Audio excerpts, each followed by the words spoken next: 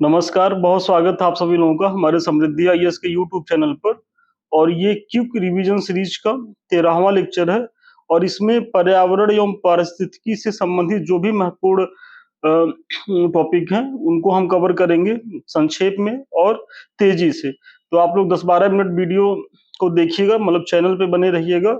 और आपको ये अंदाजा लगेगा कि कितने कम समय में कितनी महत्वपूर्ण चीजें कराई जा रही हैं।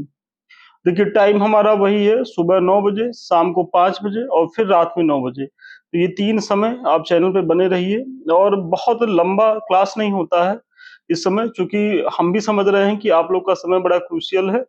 तो हम उतना ही समय, करीब तीनों समय मिला करके 1 घंटा आपको चैनल पे देना होगा, लेकिन 1 घंटे में आपकी बहुत सी चीज़ें तैयार होंगी। तो इस समय तो ज़रूर चैनल पे बने रहिएगा। तो आइए देखते हैं। देखिए, पारिस्थितिकी मतलब इकोलॉजी शब्द का प्रयोग किसने किया था? तो अर्नेस्ट हैकेल ने किया था। कई बार प्रश्न पूछा गया है। इसी तरीके से पारिस्थितिकी तंत्र, इकोसिस्टम शब्द का प्रयोग किया था एजी टॉन्सले ने। पृथ्वी के 71% भाग पर जलीय पारिस्थितिकी तंत्र होता है। तो 71% भाग पर जो है वो जल है, आप लोग जानते ही हैं। और एक वैज्ञानिक होते हैं लिंडमान, तो इन्होंने 10% का नियम दिया था। और 10% का नियम ये है कि शाकाहारी जो जंतु होते हैं वो उत्पादक की शुद्ध प्राथमिक उत्पादकता का 10% भाग ही अपने में संचित कर पाते हैं। तो 10% का नियम कई बार पूछा गया, तो ये लिंडमान के द्वारा दिया गया था। स्थलीय पारिस्थितिकी तंत्र में जैव भार का पिरामिड सीधा होता है। मतलब जो पिरामिड का आकार आप स्थलीय पारिस्थितिकी तंत्र में देखेंगे तो वो सीधा होता है। जबकि जलीय पारिस्थितिकी तंत्र में, जैसे तालाब हुआ, समुद्र हुआ, तो वहां आप अगर जैव भार का पिरामिड देखेंगे तो वो उल्टा होगा, मतलब उल्टे त्रिभुज की तरह दिखेगा। और स्थल में ये चीजें आपको सीधा दिखेगा। भाई, पिरामिड की रचना कैसे होती है? त्रिभुज के समान होती है। और जब आप टेक्स्ट पढ़ेंगे तो आपको इसी तरीके की संरचना दिखाई देगी। अगला हमारा है, पारिस्थितिकी तंत्र में एक कोशीय स्तर से दूसरे कोशीय स्तर में जो स्थानांतरण होता है तो उसमें ऊर्जा की मात्रा क्या होती है? तो ऊर्जा की मात्रा सदैव घटती है, आप इसका ध्यान रखेंगे। और पारिस्थितिकी तंत्र में तत्वों के चक्रण को क्या कहते हैं? तो जैव भू रासायनिक चक्र कहते हैं। कई बार प्रश्न पूछा गया है, इसका भी ध्यान रखेंगे। और जैविक अनुक्रमण की प्रवस्थाओं का क्रम क्या है? तो देखिए, इसमें सबसे पहले क्या होगा? तो नग्नीकरण होगा, इसका ध्यान रखना होगा। नग्नीकरण के बाद प्रवास होता है। प्रवास के बाद क्या होता है? तो आस्थापन होता है। आस्थापन के बाद जो होती है वो प्रतिक्रिया होती है। और इसके बाद स्थिरीकरण या चरम सीमा होता है। तो नग्नीकरण, फिर प्रवास, स्थापन, प्रतिक्रिया, फिर सबसे अंत में स्थिरीकरण ऑब्लिक चरम सीमा होती है। इसका आप ध्यान रखेंगे, यही क्रम है। और कई बार आपके परीक्षा में ये पूछा गया है। पारिस्थितिकी संक्रमण अवधारणा का सर्वप्रथम प्रयोग किया गया था किसके द्वारा? तो जॉन डब्ल्यू बेनेट के द्वारा किया गया था। समुदायों का पूर्ण क्रम जो क्रमशः एक निश्चित स्थान पर बदलता है कहलाता है, तो ये सीयर है। इसी तरीके से पारिस्थितिकी स्थायी मितव्ययता है। यह किस आंदोलन का नारा था? तो यह चिपको आंदोलन का नारा था। और ये 1970 के दशक में शुरू हुआ था। और इसमें तो आप कहानी जान ही रहे होंगे कि लोग वृक्षों से अपने आप को संबंध करते थे, उसको अपने आलिंगन में लेते थे ताकि उसका कोई क्षरण ना हो सके। अब पारिस्थितिकी पदछाप के माप की इकाई क्या है? कई बार पूछा गया है। तो पारिस्थितिकी पदछाप के माप की इकाई जो होती है वो भूमंडलीय हेक्टेयर होती है। एक मनुष्य के जीवन को पूर्ण रूप से धारणीय करने के लिए आवश्यक न्यूनतम भूमि को क्या कहते हैं? तो पारिस्थितिकी पदछाप कहते हैं। और इसी की जो इकाई होती है वो भूमंडलीय हेक्टेयर होती है। स्थिर जल के आवास, जो स्थिर जल का आवास होता है वो लैंटिक आवास के अंतर्गत आते हैं। तो जब प्रश्न आपसे पूछा जाए कि लैंटिक आवास क्या है, तो वो स्थिर जल का आवास है, मतलब जिसका जल स्थिर है। जैसे आर्द्र भूमि है, तालाब है, झील है, जलाशय है आदि। इसी तरीके से वह क्षेत्र जो पारिस्थितिकी तंत्र के मध्य सीमा रेखा अथवा संक्रमण के क्षेत्र के रूप में कार्य करता है, क्या कहलाता है? तो इकोटोन कहलाता है। इकोटोन क्या है? तो वही जो पारिस्थितिकी तंत्रों के मध्य सीमा रेखा अथवा संक्रमण क्षेत्र के रूप में कार्य करता है, कि मतलब दो पारिस्थितिकी तंत्र के बीच का जो क्षेत्र होता है, मतलब जिसमें दोनों के कुछ कुछ लक्षण पाए जाते हैं, तो वही संक्रमण क्षेत्र होता है और उसी को साइंस में कहा जाता है इकोटोन।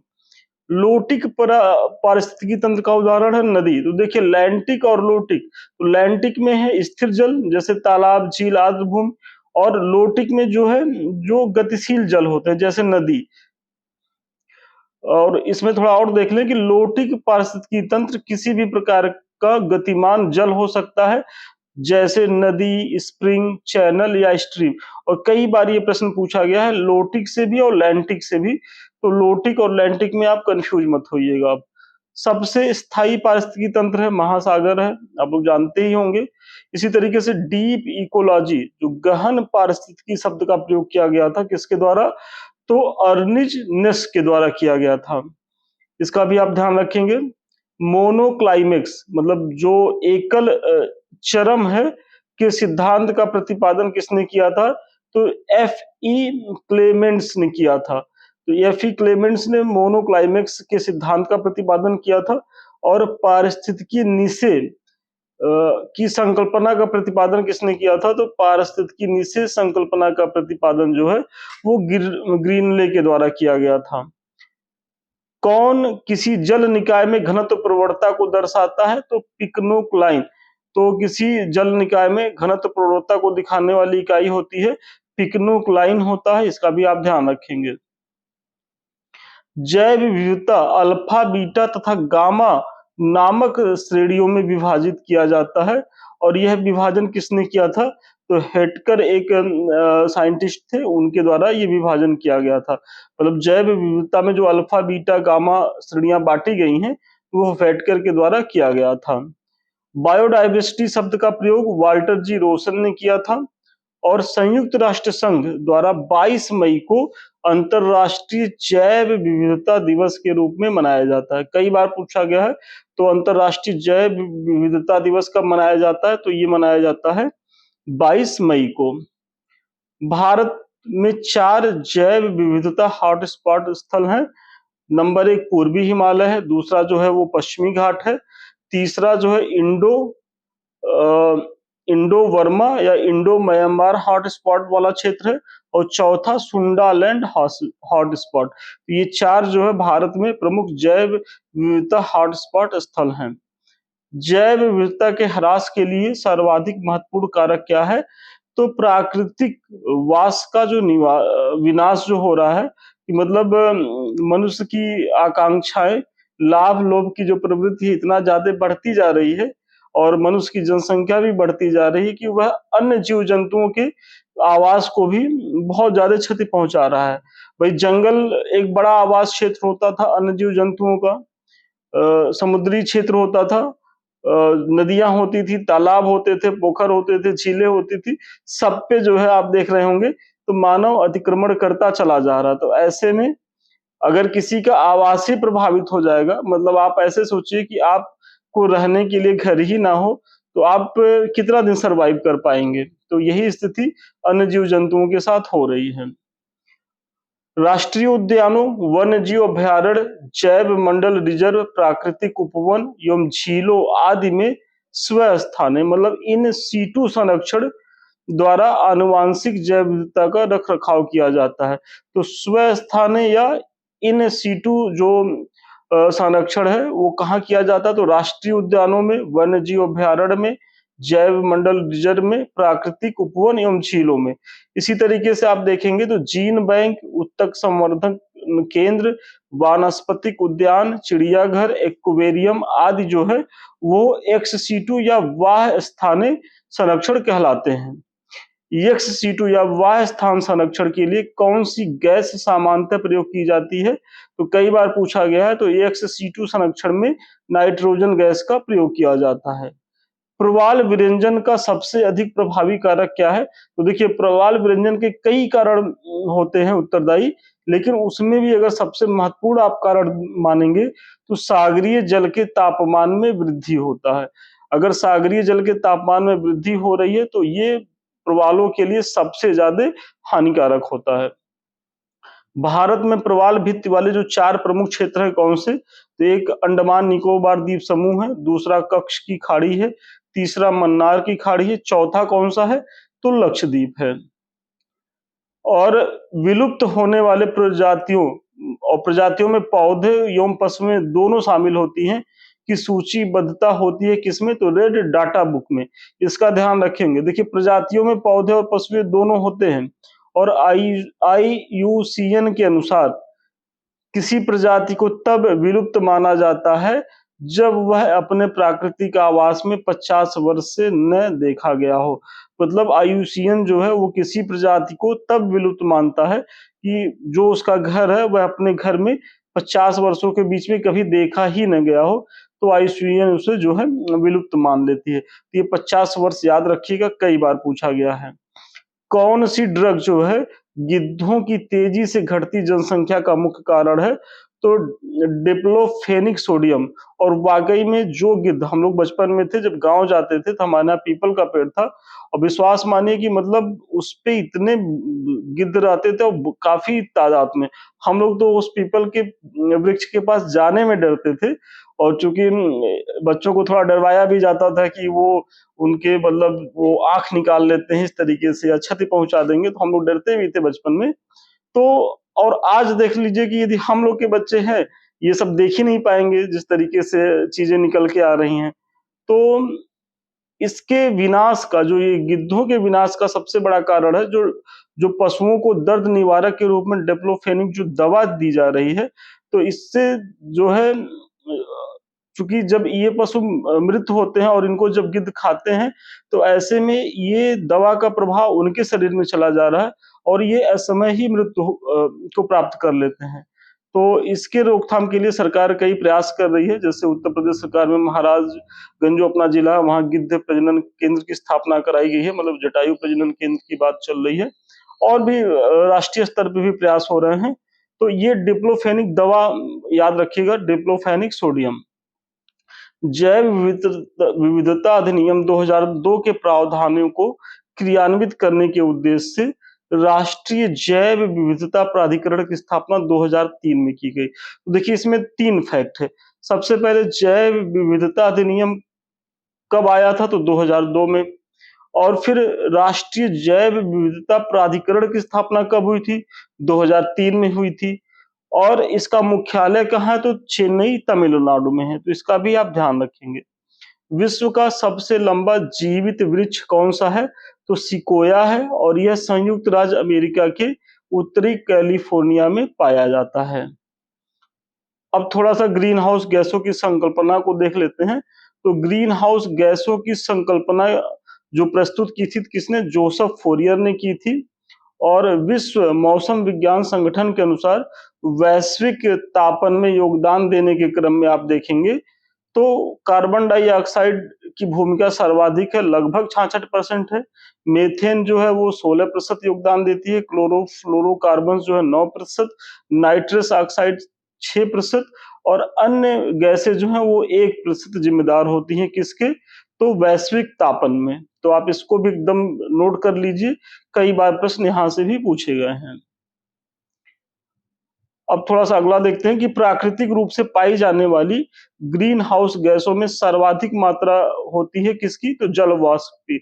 जो प्राकृतिक रूप से ग्रीन हाउस जो गैसें होती हैं उसमें आप देखेंगे तो सर्वाधिक मात्रा जो होती है वो जल वाष्प की होती है।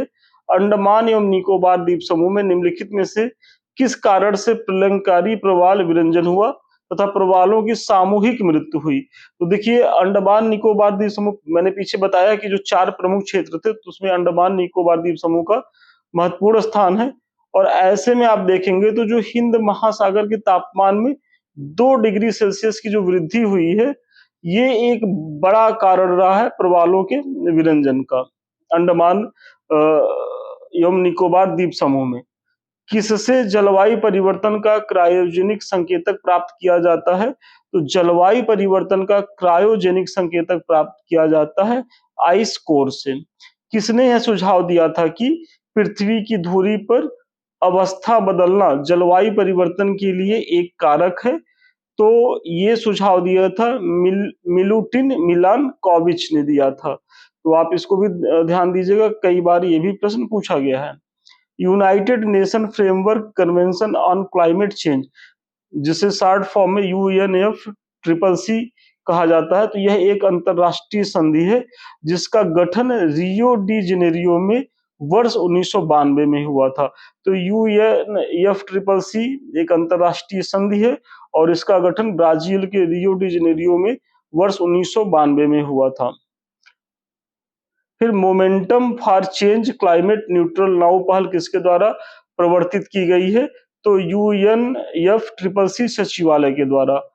तो ये भी ध्यान रखेंगे कि momentum for change climate neutral now जो पहल है वो यूएनएफसीसी के सचिवालय द्वारा प्रवर्तित की गई है। और थोड़ा सा आप देख लेते हैं क्योटो प्रोटोकॉल के बारे में, कई बार प्रश्न पूछा गया है। तो यह एक अंतरराष्ट्रीय समझौता है, पहली चीज, जो जलवायु परिवर्तन पर संयुक्त राष्ट्र संरचना अभिसमय से अंतर संबंधित है। पहला महत्वपूर्ण पॉइंट ये हो गया। दूसरा है, इस प्रोटोकॉल को 11 दिसंबर 1997 को क्योटो जापान में अंगीकृत किया गया। मतलब इसे अंगीकृत कब किया गया था? तो 11 दिसंबर 1997 में क्योटो जापान में, और जापान का ही क्योटो एक शहर है और इसीलिए इसे क्योटो प्रोटोकॉल कहा भी जाता है। 16 फरवरी 2005 को यह लागू हुआ। तो क्योटो प्रोटोकॉल लागू कब हुआ, तो इसका ध्यान रखेंगे। देखिए, अंगीकृत 11 दिसंबर 1997 को हुआ था, लेकिन लागू ये हुआ था 16 फरवरी 2005 को। यह प्रोटोकॉल वैश्विक तापन में योगदान देने वाली गैसों के उत्सर्जन में कमी लाने हेतु लक्षित है। तो ये एक तरीके से वैश्विक तापन में जो ग्रीन हाउस जो गैसें हैं उसे में कमी लाने के लिए ये प्रोटोकॉल जो है लाया गया था, इसका भी ध्यान रखेंगे। और कार्बन क्रेडिट की अवधारणा जो है वो क्योटो प्रोटोकॉल के तहत ही आया है। एक आप नई नवीन संकल्पना सुन रहे होंगे ना कि कार्बन क्रेडिट की मतलब जितने भी उद्योग है, इंडस्ट्री है, उनको एक निश्चित कार्बन उत्सर्जन की अनुमति दी जाएगी और अगर वो उससे कम उत्सर्जित करते हैं तो वो उनका धनात्मक कार्बन क्रेडिट होगा और जो उनका धनात्मक कार्बन क्रेडिट होगा उसको वो विक्रय करके उससे लाभ भी कमा सकते हैं। तो ये भी जो कॉन्सेप्ट आया था, तो ये क्योटो प्रोटोकॉल की ही देन है। अब अगला एक और प्रोटोकॉल आता है, कार्टाजेना प्रोटोकॉल। तो यह एक अंतरराष्ट्रीय संधि है जिसका संबंध जैव सुरक्षा समझौते से है। तो कार्टाजेना प्रोटोकॉल का संबंध किससे? जैव सुरक्षा समझौते से है। इसे 19 जनवरी 2000 को स्वीकार किया गया तथा 11 सितंबर 2023 को ये लागू हुआ है। तो आप इसका भी ध्यान रखेंगे। भारत की जलवायु परिवर्तन पर प्रथम राष्ट्रीय कार्य योजना प्रकाशित हुई थी कब? तो 2008 में हुई थी। और फिर ओजोन परत, मुख्यतः स्ट्रेटोस्फियर समताप मंडल के निचले हिस्से में और पृथ्वी से लगभग 10 से 50 किलोमीटर की ऊंचाई पर अवस्थित है। तो जो ये ओजोन परत कई बार पूछा गया ना कि ये किस लेयर में पाई जाती है, तो सबसे पहले तो आप जानिए कि देखिए इसका कुछ पार्ट तो क्षोभ मंडल में भी पाया जाता है, लेकिन मुख्यतः ये पाया जाता है कहाँ? तो ये पाया जाता है स्ट्रेटोस्फेयर में, मतलब इसका घनत्व सर्वाधिक वहीं होता है, मतलब समताप मंडल में। और चूंकि आप लोग जानते ही होंगे कि करीब करीब 18 किलोमीटर तक का जो क्षेत्र होता है वो क्षोभ मंडल तक माना जाता है। तो देखिए इसकी बस मतलब मिलता तो ये 10 किलोमीटर की ऊंचाई से ही है, लेकिन अगर सांद्रता आप पूछेंगे सबसे ज्यादा कहाँ है, तो ये समताप मंडल में है। किंतु परत के रूप में इसका सर्वाधिक संकेंद्रण 15 से 30 किलोमीटर के मध्य ही पाया जाता है। इसका 10% ट्रोपोस्फेयर में मतलब क्षोभ मंडल में तथा 90% जो है वो स्ट्रेटोस्फेयर में पाया जाता है।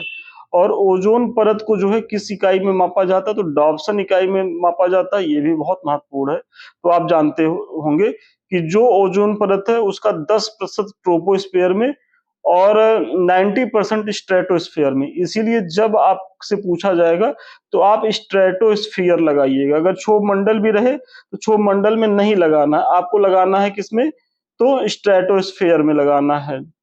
और परत की जो ओजोन परत को जो है डॉप्सन इकाई में मापा जाता है, ये तो आप लोग जान ही रहे होंगे। तो चलिए आज का जो सेशन है वो यहीं तक था।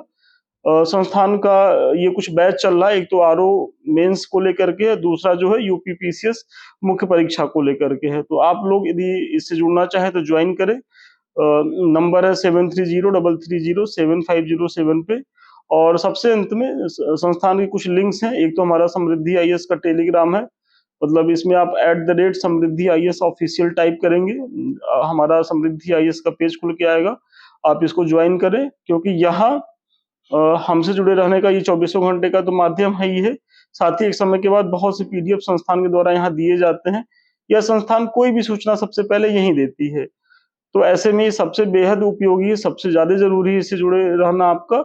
और 2 यूट्यूब के चैनल दिख रहे होंगे, एक तो समृद्धि आईएएस का जिससे अभी हम आप रूबरू हैं, दूसरा जो है वो संदीप मिश्रा ऑफिशियल का जो सेकंड चैनल है। ये दोनों चैनल आपकी तैयारी के लिए बेहद समर्पित हैं। और ऐसे में अगर अभी तक आप लोगों ने इसे सब्सक्राइब नहीं किया तो इसे सब्सक्राइब करें। वीडियो अच्छा लग रहा हो तो कमेंट ज़रूर करें, लाइक करें और इसे शेयर भी करें। और सबसे अंत में आप हमसे बात करना चाहते हैं या हमारे किसी बैच से जुड़ना चाहते हैं, तो आप जो है 7303307507 पे संपर्क कर सकते हैं। तो चलिए आज के लिए इतना ही, पुनः मिलते हैं नेक्स्ट वीडियो में। तब तक के लिए धन्यवाद, शुभकामनाएँ आपको।